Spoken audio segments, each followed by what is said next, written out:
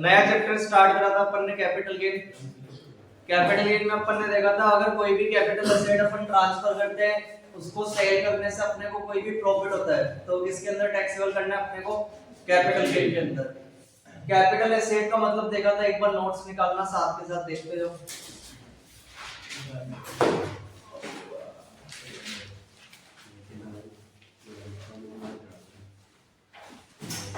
तो अपन ने देखा था अगर कोई भी कैपिटल एसेट अपन ट्रांसफर करते हैं तो उससे कोई भी प्रॉफिट या गेन होता है तो उसको अपन कैपिटल गेन के अंदर टैक्सेबल करेंगे। यहाँ पर अपन ने कैपिटल एसेट का मतलब भी देखा था कि कैपिटल एसेट क्या क्या होती है। कोई भी टेंजिबल या इंटेंजिबल एसेट है, चाहे वो मूवेबल है या इमूवेबल है, टेंजिबल है या इंटेंजिबल है, कोई सी भी एसेट है तो उसको अपन क्या मानते हैं यहाँ पर, कैपिटल एसेट। और क्या क्या था, jewellery, sculpture, archaeological collection, drawings, paintings, इन सबको बेचने से भी अपने को क्या होता है, कैपिटल गेन होता है, क्योंकि ये सब भी हमारी क्या होती है, कैपिटल एसेट। फिर अपन ने देखा था कैपिटल एसेट क्या क्या नहीं होती है, तो स्टॉक इन ट्रेड हो गया, चाहे वो रॉ मटेरियल है, वर्क इन प्रोग्रेस है या फिनिश गुड्स है, या फिर कोई भी पर्सनल मूवेबल प्रॉपर्टी है, या फिर rural agriculture land in India, तो इन सबको अपन कैपिटल एसेट मानते नहीं है। एक अपने पास गोल्ड डिपॉजिट बॉन्ड्स थे 1999 के, यही थे ना, गोल्ड डिपॉजिट बॉन्ड्स थे 1999 के, और एक अपने पास गोल्ड मोनेटाइजेशन स्कीम थी 2015। इनको बेचने से भी अपने को अगर कोई भी गेन होता है तो अपन इसको भी कैपिटल एसेट मानते नहीं है, क्योंकि ये टैक्स से क्या होता है, एग्जेम्प्ट होता है, इन पे जो भी इंटरेस्ट मिलता है वो क्या होता है, एग्जेम्प्ट होता है। एक अपन ने देखा था डीम्ड कैपिटल एसेट कि किन किन एसेट्स को कैपिटल एसेट मान लिया गया है। पहला पॉइंट क्या लिख रहा था वहां पर, urban agriculture land in India और फिक्स्ड एसेट्स और शेयर्स एंड डिबेंचर्स और intangible assets like goodwill, patent और ट्रेडमार्क हो गए, राइट शेयर्स हो गए, इधर से टेनेंसी राइट हो गया, ब्रांड नेम हो गया, ट्रेडमार्क हो गया, share of partner in firm, leasing rights, इन सबको भी अपन ने क्या मान लिया है, कैपिटल एसेट मान लिया है। आज अपन देख रहे हैं टाइप ऑफ कैपिटल एसेट की। कैपिटल एसेट कितने तरह की होती है, जो कैपिटल एसेट दो तरह की होती है, एक तो शॉर्ट टर्म कैपिटल एसेट और एक लॉन्ग टर्म कैपिटल एसेट। अगर शॉर्ट टर्म कैपिटल एसेट को बेचेंगे तो कौन सा गेन होगा, शॉर्ट टर्म कैपिटल गेन, और लॉन्ग टर्म कैपिटल एसेट को बेचेंगे तो कौन सा गेन होगा, लॉन्ग टर्म कैपिटल गेन। यहाँ पर लिख रहा है नेचर ऑफ कैपिटल एसेट कि लॉन्ग टर्म कैपिटल एसेट कब बनती है और शॉर्ट टर्म कैपिटल एसेट कब बनती है। अगर हमारे पास लिस्टेड शेयर्स है, लिस्टेड शेयर्स या फिर ऐसे शेयर्स जो recognised stock exchange in India के अंदर लिस्टेड है, रजिस्टर्ड है, और अगर आपने अपने पास 12 महीने तक रखे, 12 महीने से ज्यादा तक रखे और फिर बेच दिया तो कौन सा गेन होगा, लॉन्ग टर्म कैपिटल गेन। और ऐसे शेयर्स अगर आपने अपने पास 12 महीने से कम हेल्ड करके रखे, अपने पास 12 महीने से कम रखे और सेल कर दिए तो कौन सा गेन हो जाएगा, शॉर्ट टर्म कैपिटल गेन हो जाएगा। अनलिस्टेड शेयर्स हो गया ये ऐसे शेयर्स जो recognised stock exchange in India में लिस्टेड नहीं है और आपने अपने पास 24 महीने यानी 2 साल से ज्यादा तक रखे और सेल कर दिए तो कौन सा गेन होगा, लॉन्ग टर्म कैपिटल गेन। और अगर आपने 24 महीने से कम यानी 2 साल से कम खुद के पास रखा और सेल कर दिए तो कौन सा गेन होगा, शॉर्ट टर्म कैपिटल गेन। इन दोनों के अलावा जितने भी तरह की एसेट्स होती है उनको आपको 36 महीने या 3 साल तक अपने पास ज्यादा रखना है, 36 महीने से ज्यादा, और बेचेंगे तो कौन सा गेन हो जाएगा, लॉन्ग टर्म कैपिटल गेन। और अगर 36 महीने से कम यानी 3 साल से कम खुद के पास रखा और पहले बेच दिया तो कौन सा गेन हो जाएगा, शॉर्ट टर्म कैपिटल गेन। यानी हमारे पास लिस्टेड शेयर्स हो गए, जीरो कूपन बॉन्ड्स हो गए, इनके लिए कितना पीरियड है, 12 महीने। अगर 1 साल से ज्यादा आप खुद के पास रखते हो फिर सेल करते हो तो कौन सा गेन होगा, लॉन्ग टर्म। और 12 महीने से कम खुद के पास रखा उसके पहले बेच दिया तो कौन सा गेन हो जाएगा, शॉर्ट टर्म। अनलिस्टेड के केस में ये पीरियड 24 मंथ्स हो जाता है, 2 साल हो जाता है। 24 मंथ से ज्यादा आपने अपने पास रखा और फिर बेचा तो हमारे पास कौन सा गेन होगा, लॉन्ग टर्म। और 24 महीने से पहले आपने इनको बेच दिया तो कौन सा गेन हो जाएगा, शॉर्ट टर्म। बाकी इन दोनों के अलावा जितने भी तरह की कैपिटल एसेट अभी आ जाएगी हमारे पास कैटेगरी सी के अंदर, इसमें अपने को कितने साल तक ऐड करके रखना है, 3 साल तक यानी 36 महीने तक। अगर 36 महीने से ज्यादा अपन ने अपने पास रखा फिर बेचा तो कौन सा गेन होगा, लॉन्ग टर्म, और 36 महीने से कम रखा तो कौन सा गेन होगा, शॉर्ट टर्म। इधर हमारे पास फॉर्मेट्स बताए हुए हैं कि लॉन्ग टर्म कैपिटल गेन और शॉर्ट टर्म कैपिटल गेन अपन कैसे निकालते हैं। तो एक बार ये फॉर्मेट देख लेते हैं, फिर कल से प्रैक्टिकल स्टार्ट कर देंगे।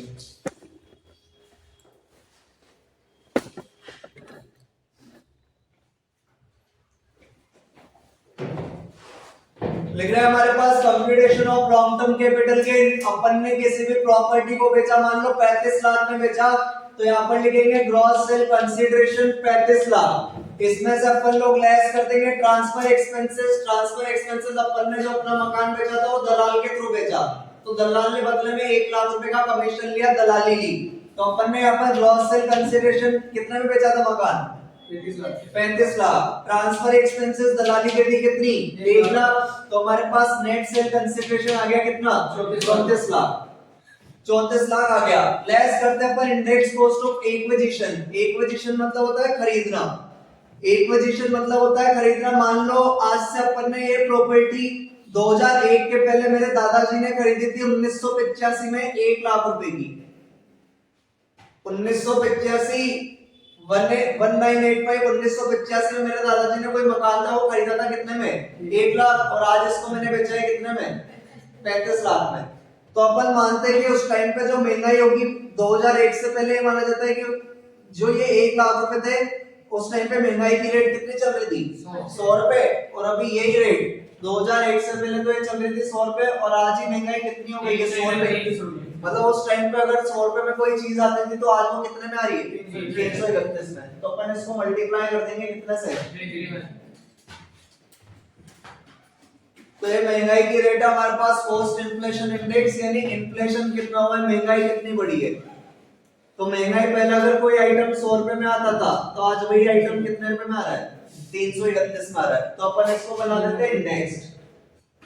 इसका क्या कर देते हैं, इंडेक्स। इंडेक्स कैसे करते हैं, अपन ने जो चीज खरीदी है, मान लेते हैं मकान 1 लाख में खरीदा है, डिवाइड बाई 2001 से पहले खरीदा है तो हमारे पास सीआई हमेशा कितना चलेगा, 100 रुपए। और 2001 के बाद खरीदा है तो सीआई हमारे पास क्वेश्चन में दिया होगा। जैसे मान लो हमने यही मकान 2005 में खरीदा होता और हमारे पास क्वेश्चन के अंदर सीआई दे रखा मान लो 117, तो फिर अपने को डिवाइड बाय 100 नहीं करना, डिवाइड बाय कितना करना, 117 जो भी हमारे पास दे रखा होगा। लेकिन 2001 से पहले अपना सीआई क्या चलेगा, 100 ही चलेगा। और 2001 के बाद का कहां पर दे रखा होगा, क्वेश्चन में। तो डिवाइड बाय कर देना, जब भी अपन ने खरीदा मतलब डिवाइड करते हैं अपन परचेज ईयर के सीआई से, जो भी हमारा परचेज ईयर है उसके सीआई से अपन डिवाइड कर देते हैं, और जो हमारा सेल ईयर है, ट्रांसफर ईयर है, उस ईयर के सीआई से अपन मल्टीप्लाई कर देते हैं। तो फिर ये चीज क्या बन जाती है, इंडेक्स बन जाती है। ऐसे मान लो अपन ने इंप्रूवमेंट कराया, पहले ये एक मंजिल बना हुआ था, फिर दूसरी मंजिल बनवाई अपन ने 2010 में, और 2010 में मैंने कंस्ट्रक्शन कराया था मान लो 50,000 का, और 2010 का सीआई मान लो अपने पास क्वेश्चन के अंदर 200 दे रखा है। कितना दे रखा है, 200। तो फिर अपने को लेस करना है यहाँ से इंडेक्स कॉस्ट ऑफ इंप्रूवमेंट। तो इंप्रूवमेंट मैंने कराया 50,000 का, डिवाइड बाय जिस ईयर में कराया था 2010 में, उसका सीआई कितना चल रहा है, 200, और मल्टीप्लाई कर देना अपने को ट्रांसफर ईयर के सीआई से कितना, 331 से। तो जो भी वैल्यू आएगी हमारे पास, चाहे वो एक्विजिशन की है चाहे इंप्रूवमेंट की है, अपन यहां से उसको क्या कर देंगे, लेस। तो हमारे पास क्या आ जाएगा, लॉन्ग टर्म कैपिटल गेन। अब गवर्नमेंट ने अपने को एक सर्टिफाइड जगह बता रखी है कि आप इन जगह इन्वेस्ट करते हो। गवर्नमेंट ने अपने को बोल रहा है अगर आप जहां हमने बोल रखा है अगर वहां पे इन्वेस्ट करोगे तो आपको बदले में एग्जम्पशन मिल जाएगी। एग्जम्पशन 54 भी होती है, 54 बी भी होती है, डी भी काफी सारी है। शीट वगैरह देंगे, धीरे धीरे क्वेश्चन करेंगे तब समझ में आएगी। बाकी एग्जम्पशन के अपने गवर्नमेंट ने बोला, जैसे एक हमारे पास होती है 54 की एग्जम्पशन। 54 की एग्जम्पशन क्या है, आज अपन ने मकान बेच दिया, तो जब अपन ने मकान बेचा है उसके पिछले 1 साल में या अगले 2 साल में अपन ने कोई नया मकान खरीदा तो फिर उसको अपन यहां से लेस कर देते हैं। जो अपन ने मकान बेचा है उसके पिछले 1 साल में या फिर अगले 2 साल में। मान लो अपन ने जो मकान बेचा वो बेचा था 24 अक्टूबर 2022 को, तो या तो इसके पिछले 1 साल में या फिर इसके अगले 2 साल में अपन ने कोई मकान खरीद लिया हो, तो फिर अपने को क्या मिल जाएगी यहाँ पे, एग्जम्पशन। वो अमाउंट यहाँ से अपन लेस कर देंगे तो हमारी इनकम क्या हो जाएगी, कम।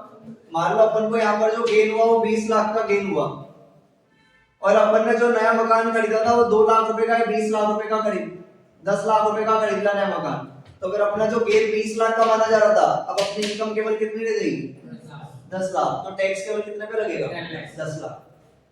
ठीक है, तो हमारे पास काफी सारी एग्जाम्पशंस है, अपन देखेंगे धीरे धीरे प्रैक्टिकल करते टाइम। जो मेन मोटिव था सारी चीज बच्चे को समझ में आ जाती है कि कितने का मकान बेचा 35 लाख का, दलाली कितनी चुका दी 1 लाख, तो हमने जो मकान बेचा वो केवल कितने का रह गया 34 लाख। ये इंडेक्स का मतलब क्या है कि आज महंगाई कितनी हो गई है। जो अपन ने मकान 1 लाख में खरीदा था उसकी कीमत पहले कितनी थी 100, आज कितने के हिसाब से चल रही है 331 331 के हिसाब से, तो 331 से मल्टीप्लाई कर देना, तो अपन ने उस चीज का क्या बना दिया इंडेक्स बना दिया। सेम फॉर्मेट चल रहा है हमारे पास शॉर्ट टर्म कैपिटल गेन का। सबसे पहले ग्रॉस सेल कंसीडरेशन लिखना है, लेस करना है ट्रांसफर एक्सपेंसेस, तो नेट सेल कंसीडरेशन आ जाता है। लॉन्ग टर्म कैपिटल गेन के केस में अपन चीजों को क्या करते हैं इंडेक्स, और शॉर्ट टर्म कैपिटल गेन के केस में अपन चीजों का क्या नहीं करते इंडेक्स नहीं करते। यहाँ पर मेरे दादाजी ने जो मकान 1 लाख का खरीदा है, मेरे को डायरेक्ट कितने माइनस करने 1 लाख। 2010 में जो मैंने कंस्ट्रक्शन 50,000 का कराया था, मेरे को डायरेक्ट कितने माइनस करने 50,000, क्योंकि अपन यहाँ पर इंडेक्स कॉस्ट माइनस नहीं कर रहे, अपन यहाँ पर केवल क्या माइनस कर रहे हैं कॉस्ट ऑफ एक्विजिशन और कॉस्ट ऑफ इंप्रूवमेंट। तो यहाँ पे इंडेक्स नहीं करना, इंडेक्स कहाँ पे करना है जो अपन क्या निकालेंगे लॉन्ग टर्म कैपिटल गेन। बाकी एग्जम्पशंस हमारे पास यहाँ पर कम रह जाती है, बीडीजी और जीए, केवल 4 ही तरह की एग्जम्पशन मिलती है जो अपन शॉर्ट टर्म कैपिटल गेन निकालते हैं, यहाँ पर पूरी मिलती है। बाकी हमारे पास यहाँ पर लिख रहा है transfer expenses not include security transaction tax. अपन ने मान लो शेयर्स बेचे, तो शेयर्स बेचते टाइम पे एसटीटी लगता है सिक्योरिटी ट्रांजैक्शन टैक्स, तो यहाँ से वो ट्रांजैक्शन टैक्स माइनस नहीं करना जब अपन ट्रांसफर एक्सपेंसेस माइनस करेंगे। ट्रांसफर एक्सपेंसेस में अपन ने किस किस को लिया है ब्रोकरेज को, लीगल चार्जेस या कोई भी रजिस्ट्रेशन फीस है तो हमारी किस में आ जाएगी ट्रांसफर एक्सपेंसेस में, लेकिन एसटीटी को किसके अंदर शामिल नहीं करते ट्रांसफर एक्सपेंसेस में। बाकी सीआई अपने को याद रखना, बाकी सारे क्वेश्चन मिल जाएंगे 1 से 2 का, इससे पहले का हमेशा कितना चलेगा 100, और करंट मतलब प्रीवियस ईयर का कितना चल रहा है 22-23 का 331। एक लिख रहा है एनी एसेट एक्वायर्ड बिफोर 1 अप्रैल 2001। अगर अपन ने कोई भी एसेट 1 अप्रैल 2001 से पहले खरीदी है तो फिर उसकी कीमत कैसे निकालनी है अपने को, ये कॉस्ट ऑफ एक्विजिशन कैसे निकालनी है। इंडेक्स तो अपने को बनाना आता है कैसे बनाते हैं, लेकिन ये कॉस्ट ऑफ एक्विजिशन कैसे निकालना है अपने को। अगर कोई भी मकान अपन ने 2001 से पहले खरीदा या कोई भी एसेट 2001 से पहले खरीदी है, मान लो मेरे दादाजी ने जो मकान खरीदा था 2001 से पहले 1985 में, वो खरीदा था 1 लाख का। कितने का खरीदा था 1 लाख का, लेकिन हमारे पास क्वेश्चन में उसकी फेयर मार्केट वैल्यू बता रखी है 1 अप्रैल 2001 को की है 1 लाख का मकान 1 अप्रैल 2001 को कितने रुपए का हो गया था 5 लाख का। मेरे दादाजी ने जो मकान खरीदा था 2001 से पहले 1985 में, वो खरीदा था 1 लाख का, लेकिन 2001 के टाइम पे उसकी कीमत कितनी चल रही थी 5 लाख चल रही थी, तो फिर अपने को कॉस्ट 1 लाख की मान ली, अपने को कॉस्ट कितनी माननी है 5 लाख। यानी अपन यहाँ पर जो सीआई करेंगे, अभी अपन कितने का कर रहे थे 1 लाख का, लेकिन अभी सीआई कितने का होएगा 5 लाख का। 5 लाख का क्यों होएगा, क्योंकि अपने को यहाँ पर लेना है ए और B whichever is higher, और यार हायर वाली वैल्यू हमारे पास कितनी है 5 लाख। एक हमारे पास लिख रहा है any improvement done before 1 April 2001 should be ignored. मान लो मेरे दादाजी ने 2 मंजिल का मकान बनवाया था 1985 में खरीद के, उन्होंने 1990 में और 1995 में 2 बार कंस्ट्रक्शन कराया मकान का। पहली बार बनवाई थी 1990 में दूसरी मंजिल, और 1995 में बनवाई थी तीसरी मंजिल, तो फिर इसको क्या कर देना है इग्नोर, इसका अपने को कुछ भी करना नहीं है। अगर इंप्रूवमेंट अगर ने 2001 के बाद कराया है तो फिर उसको अपन क्या बना देंगे इंडेक्स बना देंगे और क्या कर देंगे माइनस। लेकिन अगर अपन ने मकान खरीदा था 1985 में और उसका जो इंप्रूवमेंट कराया वो अपन ने कराया एक बार तो कराया था 1990 में, और एक कब कराया था 1995 में, तो फिर इस पे अपन को ध्यान देना नहीं है, इसको अपन क्या कर देंगे। बस ये इतने से नोट्स अपने पास, मैंने आप लोगों को बोला अगर प्रैक्टिकल नहीं करना है तो काफी टाइम से कैपिटल गेन की अपने पास थ्योरी 20 नंबर में आ रही है 10 नंबर में आ रही है, तो ये थ्योरी अपनी कवर हो जाएगी आराम से, ठीक है। बाकी प्रैक्टिकल कल से करेंगे, एक बार इसको रीड करके आ जाना। मेन जो मुद्दे की बात है अपने लिए 2 फॉर्मेट है और ये थोड़े से नोट्स, ठीक है।